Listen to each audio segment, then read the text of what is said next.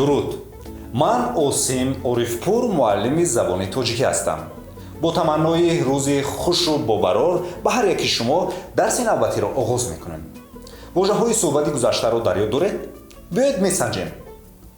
Китоб, нок, токзор, гӯшт, такшин, қулф, барқ ва мақсад.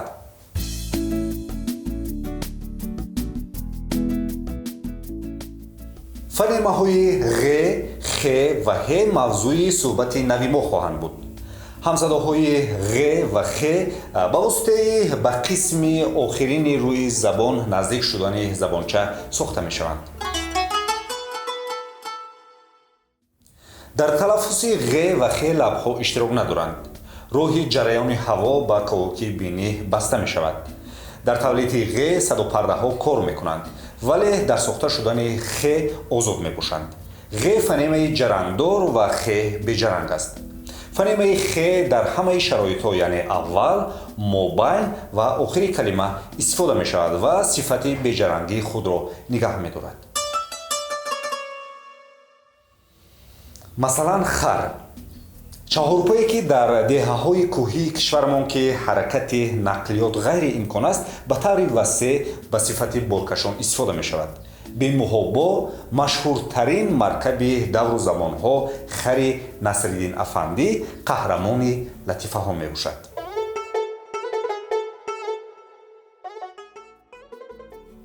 мисоли дигар, пахта. пахта яке аз маҳсулоте мебошад ки баъди коркард ягон зарраи он партов намешавад.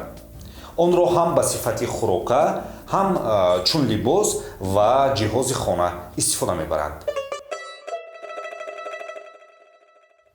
матои пахтагин паҳншудатарин ва безарартарин нави мато дар дунё аст, вале новобаста аз ин бартариҳояш нархаш дастрас мебошад.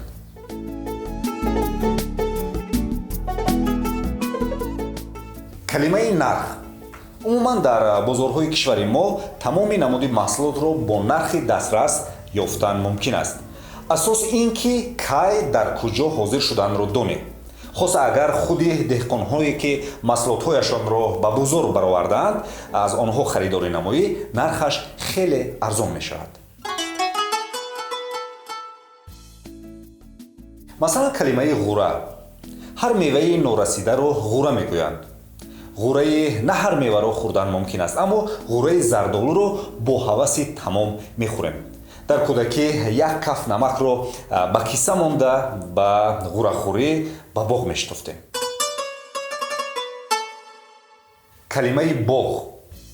боғ маконе ки дарахтони мевадиҳандаи бисёр дорад.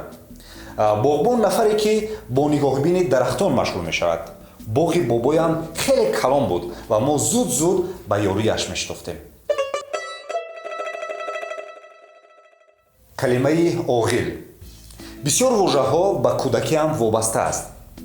вожаи навбатӣ низ. оғил ҷои зисти молҳо мебошад. саҳаргоҳон баъд аз он ки говҳоро медошанд, вазифаи асосии мо ба чарогоҳ бурдани мол буд. фонемаи ҳ ҳамсадои ҳалқии беҷаранг аст. вай дар холигии ҳалқ ба воситаи наздикшавии девораҳои он пайдо мешавад.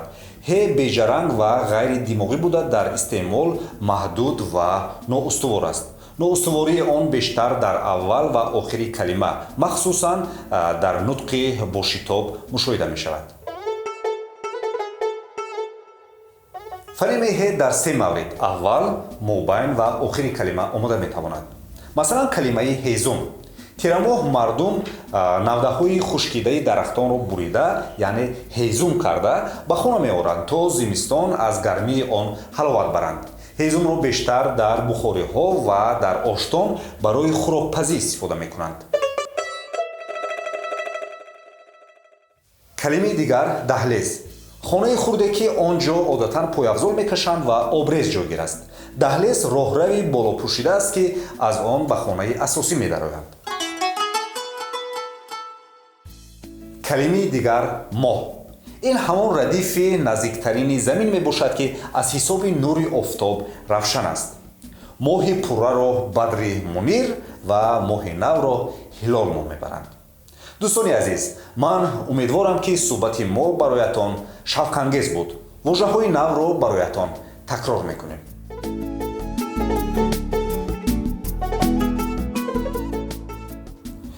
хар, пахта, нарх, ғӯра, оғил, боғ, ҳезум, даҳлез ва моҳ. бо шумо будам ман Осим Орифпур. то дарси навбатӣ, худоҳофиз.